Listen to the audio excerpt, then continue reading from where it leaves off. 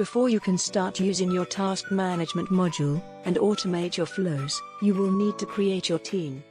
To invite your team members, go to the Team Members section in the main menu, and click Invite New User in the top right corner.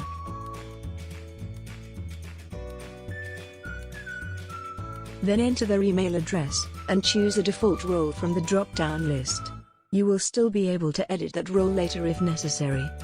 Then send the invitation. As you can see, the email we just used was added to the list of sent invitations. Once the member accepts the invitation and creates an account, the email address will disappear from the list. The team member will receive an email inviting them to create an account. They will need to click the Join button and then add their name. The email address should never be changed, so they need to use the same email address that you used to invite them.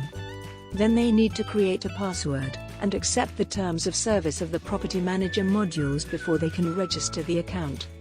Now they will automatically be redirected to their welcome letter that contains some instructions. The first step is the most important one, as they need to inform you, their manager, that they have confirmed the invitation, and you can assign them their rentals. If your team member tries to reach information through the Home button, they will be denied access, as they don't have any rentals assigned yet. Now, you can assign them their rentals so they can start accessing information.